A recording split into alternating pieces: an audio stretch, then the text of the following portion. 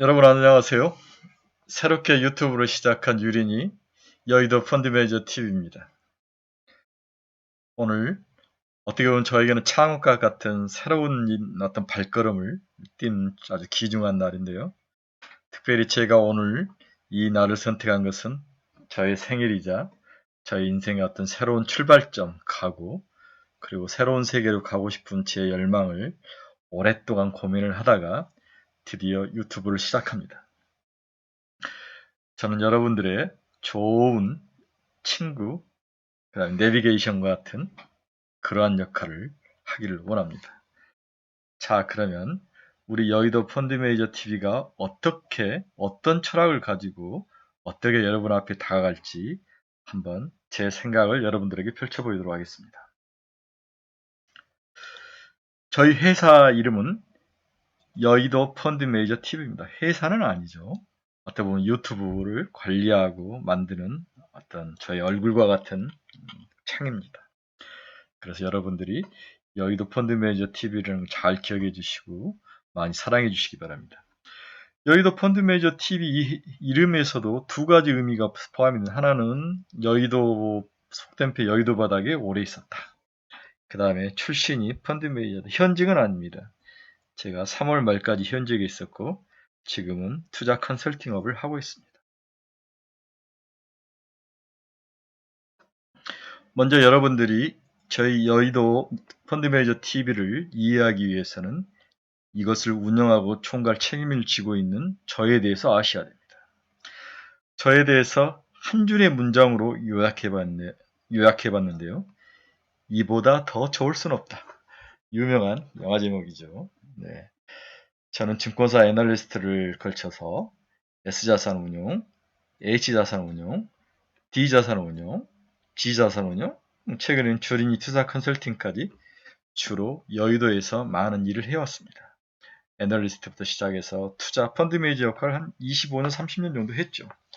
그래서 올 3월 30일 날을 기점으로 제가 회사를 그만두고 제가 하고 싶은 일, 그리고 제가 잘할 수 있는 일, 그리고 평생 저의 남은 인생 한 3, 40년을 제가 준비하는 그런 아주 귀한 시간을 갖고자 회사를 과감히 그만두고 지금은 주린이를 위한 투자 컨설팅업을 하고 있습니다. 네, 나름대로 블로그와 카페를 운영하고 있는데요.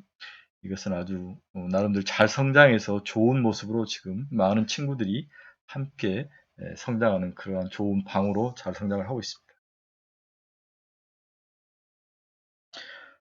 먼저 제가 어떤 사람인가는 여러분들에게 간단하게 소개를 시켜드렸는데 이제는 저의 투자 철학이 굉장히 중요한 모습을 갈 것 같습니다. 그래서 제가 생각하는 주식 투자란 무엇인가? 이 단순한 명제가 늘 우리들이 힘들고 어려울 때, 또한 하락장이 왔을 때 우리를 지켜주는 하나의 기둥과 같은 거라 볼 수 있습니다. 저는 세 가지로 저의 투자 철학을 정의하고 있는데, 첫째는 Why입니다. 주식 투자에서 제일 중요한 것은 Why입니다. 궁금해야 됩니다. Curiosity, Inquiry, 호기심이라고 볼 수 있죠. 이 호기심이 없으면 자본시장에서 살아남을 수가 없습니다. 그리고 호기심이 약한 분들은 자본시장에 있으시면 안 됩니다. 늘 속된 표현으로 다른 사람에게 돈을 대주는 그런 호구가 되는 거니까요. 두 번째로는 시장 변화에 아주 민감해야 됩니다. 1990년도에 WWW, 즉 인터넷이 세상에 들어왔을 때 이걸 가지고 뭔가를 변화시키려는 0.1%가 먼저 항상 퍼스트 펭귄처럼 뛰어들죠. 그리고 이 퍼스트 펭귄들이 하는 일이 돈이 될 거라 믿고 투자하는 1%. 이 1%가 돈을 많이 벌었다는 거죠. 즉 퍼스트 펭귄, 즉 창업자들도 돈을 벌지만 이 창업자가 돈이 될 거라 알고 초창기에 자본을 투자해서 같이 성장하면서 큰 성장력을 가지고 알면을 따먹는 그러한 어떤 그 투자가들의 그 안목, 용기, 리스크를 테이킹하는 능력, 이러한 경험을 가진 친구들이 돈을 번다는 거죠. 따라서 제가 생각하는 주식 투자란 지식을 바탕으로 우리의 삶을 갈아 넣어야 됩니다. 좀 격한 표현일 수도 있지만 올인을 하지 않으면 아무것도 얻을 수 없습니다. 저는 요즘 주린이들이 직장 생활을 하면서 주식 투자하는 것을 많이 보는데 잘하시는 분도 있지만 생각보다는 쉽지 않을 겁니다. 과거와 다르게 지금은 공부해야 될 영역이 많고 지적인 영역도 많고 그 기본을 한 이후에 자기의 인사이트를 얹어야 되는데 먼저 공부를 하지 않고 루머나 정보를 가지고 투자를 했다가는 낭패를 보는 경우가 많습니다. 상승장에는 누구나 다 먹을 수 있습니다. 지난주에 우리가 봤죠? 하락장이 왔을 때 우리가 어떻게 대응하는 굉장히 중요한 모습이고 여기에 내공이 있는 자와 없는 자가 나눠집니다. 따라서 지식이 튼튼하지 않으면 견딜 수가 없죠. 그리고 우리의 삶을 갈아 넣어야 되는데 여기는 자기의 시간, 노력, 돈, 열정 그리고 하고 싶은 것을 절제하는 능력 그 다음에 네트워크를 세우는 능력, 정보를 캐치하는 능력 이런 것들이 다 포함된다고 할 수 있습니다. 지식과 삶을 기본해서 끊임없이 덧칠을 해야 됩니다. 주식 투자는 축적의 역사입니다. 여러분, 제가 주린이들에게 늘 먼저 질문하는 첫 번째 질문이 있습니다. 첫 번째는 Why에 강하십니까? 두 번째는 여러분 밑 빠진 독에 물을 부어서 물을 채울 수 있다고 생각하십니까? 이 질문입니다. 밑 빠진 독에 물을 부어서 물을 채울 수 있을까? 불가능하죠. 하지만 주식은 이걸 가능케 하는 게 주식입니다. 밑 빠진 톡에 끊임없는 열정과 지식과 자기 인사이트를 갈아 넣어서 물을 채워야 됩니다. 그리고 이거를 채우는 소수 5%만이 돈을 버는 아주 고된 노가다라고 볼 수 있습니다. 따라서 저는 성공을 이렇게 정의합니다. 성공은 세 가지가 필요한데 첫째는 분석적 지능, 창의적 지능, 우리는 분석적 지능과 창의적 지능이 성공의 모든 것이라고 말하는데 저는 여기에 실천적 지능을 하나 더 얹습니다. 실천적 지능이란 뭐냐? 투자자들에게서 가장 중요한 자질은 지성이 아니라 기질이라는 거죠. 그렇죠? 불확실성을 감내하고 리스킹을 테이킹하며 견딜 수 있는 존버 능력. 이게 바로 실천적 지능이라는 말로 우리가 정의를 할 수 있습니다. 따라서 성공은 분석적 지능, 창의적 지능, 그리고 실천적 지능. 이 세 가지가 삼박자가 맞아야 돈을 벌 수 있는 고된 노가다입니다. 자, 좀 더 세부적으로 들어와서 이제 주식 투자는 무엇인가? 저에게 있어서 주식 투자는 무엇인가? 그리고 저는 주식 투자를 어떻게 정의하고 있는 것인가? 저는 주식 투자를 두 개의 큰 기둥으로 보고 있습니다. 하나는 probability, 확률이라는 기둥을 보고 또 하나는 이모션이라는 감성의 기둥을 보고 있습니다. 이게 두 개가 섞여 있는 잡탕밥이죠. 어쩔 때는 숫자라 보는 probability가 중요하고 어쩔 때는 이모션이 더 중요할 수 있습니다. 이게 밸런스를 맞춰야만 견딜 수 있고 위기에 대처할 수 있는데 어느 한쪽으로 너무 쏠리거나 또 너무 한쪽을 등한시했을 때는 돈을 벌 수가 없습니다. 이러한 저희들의 그 감성적 정의를 좀 더 체계적으로 학문적으로 멋있게 이야기한 사람이 벤자민 그레미엄인데 벤자민 그레미엄은 책에서 투자와 투기를 정확하고 클리어하게 정의를 하고 있습니다.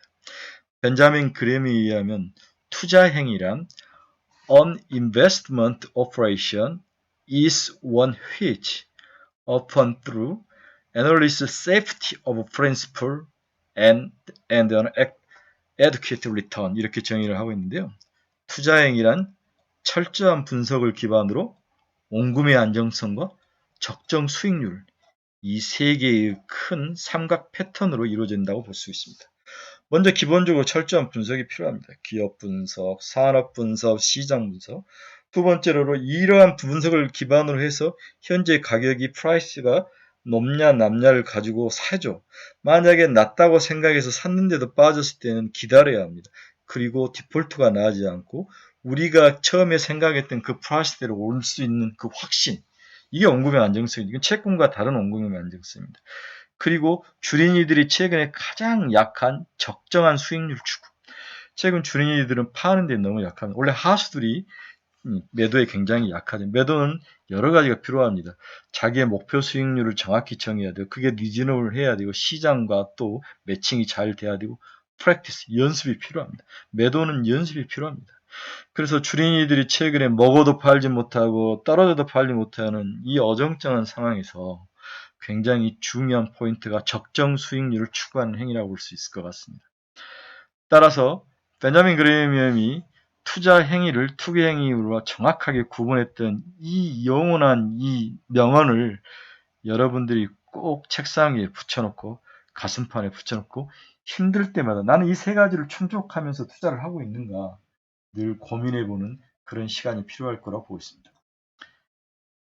두 번째는 세상을 보는 시각이 필요하다는 겁니다. 네, 세상을 보는 시각이 필요한데 과거와 달라야 되겠죠. 그렇죠? 네, 세상을 보는 시각이 과거와 달라야 되는데 세상을 보는 시각이 왜 달라야 되느냐 이러한 것들을 한번 같이 나눠보도록 하겠습니다. 첫째는 가장 근본적인 우리 명제에 도전해 보는 거죠. 버핏은 틀렸다. 워렌 버핏이 세계 투자 히스토리상의 30년의 자기의 그 철학이 사람들에게 많은 영향을 미치면서 왔는데요. 코로나19를 기반으로 해서 뭔가 변화가 생기기 시작했습니다. 워렌 버핏이 말하는 가치 투자, 유명한 문구가 있죠. A bird in the hand is worth two in a bush. 즉, 내 손 안에 있는 한 마리 새가 저 숲속에 있는 두 마리 새보다 훨씬 더 worth, 가치가 있다는 거죠. 이 말은 캐시플로의 중요성, 꾸준히 캐시플로가 나온 것이 얼마나 중요한, 이게 과거의 가치 투자 철학의 기본 흐름이었다면 지금 많이 달라진 거죠. 얼마 전에 버핏과 찰리 먼가가 자신의 그 우드스탁에서 이런 말을 했죠. 아마존을 사지 않는 것은 후회하지 않은데 구글을 사지 않는 것은 후회를 한다고 이야기를 합니다. 아마존과 구글의 차이점은 무엇일까? 여기에 대해서 다양한 논증들이 있었는데요. 저는 그렇게 봤죠. 아마존은 자기가 뭔가를 생산해낼 수 있는 부가가치가 그렇게 가치 있지 않다라고 버핏은 본 것 같아요. 반대로 구글은 처음에 이런 네트워크 비즈니스가 그런 역할을 했지만 이 네트워크 비즈니스가 그래도 아마존보다는 새로운 세상을 만들고 뭔가 가치 있는 일을 만들고 있다라고 평가를 했던 것 같아요. 또 생각이 다를 수 있습니다. 저는 아마존과 구글 모두 다 가치 있는 일을 했다고 생각을 하는데 버핏과 찰리 먼건 또 나름대로 생각은 좀 달랐던 것 같습니다. 다음으로는 밸류에이션에 대한 개념 변화가 필요합니다. 자, 우리가 자산 시장에서 평생 하는 게 이 프라이스를 먼저 계산하고 이 프라이스가 높냐 낮냐에 따라서 높으면 팔고 낮으면 사는 이 일을 하죠. 그러면 이 프라이스를 계산하는 생은 미래 가치를 1 플러스 R의 N승으로 나누는 겁니다. 단순한 식이지만 굉장히 중요하죠. 과거는 이 분모에 사람들이 집중을 했습니다. 이 R을 어떻게 사용할 거냐. 국채 10년짜리를 사용할 거냐, 정기금리를 사용할 거냐, 가변자변 수익률 여러 가지 의견들이 있었죠. 그렇지만 이제 세상이 바뀌었습니다. 코로나12가 들어오면서 사람들은 이 분모의 R에는 관심이 없고 이 분자, 퓨처 밸류에 대해서 관심을 갖기 시작하기 시작한 거죠. 왜 그러냐면 분자에 있는 R이 너무 낮고 올라갈 위험도 별로 없고 굉장히 상수화됐다는 거예요. 변수화되지 않고. 그러면 퓨처 밸류는 우리가 책에서는 자기 자본 플러스 자녀 이익의 현재 가치인데 이러한 것들에 대해서 무언가 변화가 생겼다는 거죠. 이것을 계산하는 식과 이 식을 바라보는 관점이 바뀌었다는 거죠. 자, 예를 들어서 우리가 퍼를 계산하는데 여러 가지 방법이 있지만은 배당을 R만에서 G로 나누는 거죠. 여기서도 R이 나오는 여기 할인율인데 이 분자에 대한 관심보다는 이 배당, 누가 배당을 많이 줄 것인가, 즉 이 기업이 얼마나 수익이 많이 낼 것인가 이런 것들이 더 관심이 있는 거죠. 그래서 과거와 다르게 분모에 있는 수익률보다는 분자에 있는 미래가치, 다음 수익력, 얼마나 수익력을 내고 어떤 방법으로 수익 내고 이 수익에 어떤 것들 포함을 시켜야 되는가 이런 쪽으로 관심이 크게 움직였다고 볼 수 있습니다. 자, 가격이라는 것은 미래가치를 1 플러스 R로 나눈다. 그런데 이 분모에 있는 미래가치에 대해서 사람들이 생각과 관심이 변했다. 제가 이렇게 말씀을 드렸는데요. 과거 굴뚝 경제에서는 이득이 이렇게 리니어하게 났습니다. 즉 포항제체 포스코가 공장을 지으면 땅은 얼마에 주고 사고 뭐가 얼마에 들어가고 엑셀로 계산이 가능한 거였죠. 그리고 수익이 5%가 난다, 10%가 난다. 그렇지만 IT 경제에서는 이렇게 이득이 안 나다가 갑자기 어느 순간에 이득이 이렇게 급속하게 오르는 이러한 리니어하지 않는 모습이 나타나는 거죠. 즉 주가를 은닉의 함수로 전제했을 때 이익의 상승 강도 속도가 굴뚝 시절과 다르다는 거죠. 또한 IT의 발달로 주가 선반영이 초기에 강하게 반응합니다. 어떨 때는 또 초기에 반응하지 않고 말기에 반응하기도 하는 거죠. 또한 기업 이익이 눈덩이 효과로 인해서 수익이 스피드오버가 되면서 굴뚝대와 다른 거죠. 그리고 해자가 매우 강하게 생깁니다. 한 예로 우리 플랫폼 기업인 카카오를 보면 해자가 아주 강하죠.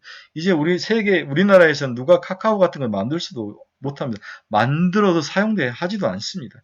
굉장히 해자가 강하다고 볼 수 있죠. 그리고 이익이 영속성이 매우 강합니다. 당연히 해자가 강하기 때문에 이익의 영속성이 강합니다. 과거 존슨앤존스와 같은 그런 해자가 아닌 거죠, 지금은. 또한 이 새로운 시대의 이 IT 기업, 이 분자, 미래 가치를 정하는 기업들은 IPO를 할 수 있는 자회사가 무궁무진합니다. 카카오는 103개의 자회사를 가지고 있습니다. 시가총액 3천억씩만 줘도 103개면 정말 지금도 카카오는 싸다고 볼 수 있습니다. 어떻게 보면. 이렇게 과거와 다른 이익 구조, 산업 구조, 사업 구조 이런 것들이 새로운 모습으로 나타나고 있어서 과거와 같은 밸류 인베스트먼트, 가치 투자 방법으로 기업을 계산하는 것은 바보 같다고 생각할 수 있습니다. 또한 최근에 우리가 느끼는 것은 세계화라는 단어입니다. 우리의 오징어 게임이 세계화되는 거죠. 우리의 케이팝이 세계화되는 거죠. 카카오의 가장 큰 단점이 뭐였습니까? 글로벌이 되지 않다는 건데 이제는 웹툰을 기반으로 글로벌라이제이션이 된다는 거죠. 그러니까 고객을 기반으로 매출 성장률과 이익 성장률이 어마어마하게 증가할 수 있는 그러한 구조의 기업으로 바뀌었다는 거예요. 이처럼 프라이스, 가격을 계산하는데 분자가 가지고 있는 미래 퓨처 밸류에 대한 개념과 실질적으로 이들이 증명해내는 그 무서운 세계에 대한 시각, 코로나19가 이걸 우리들에게 극명하게 보여주고 있다고 우리는 간단하게 정의를 할 수가 있습니다. 일단 15분짜리를 만들었으니까 1편을 여기서 마감하고 다시 2편에서 저의 철학을 다시 또 연속해서 이어가도록 하겠습니다. 여러분 감사합니다.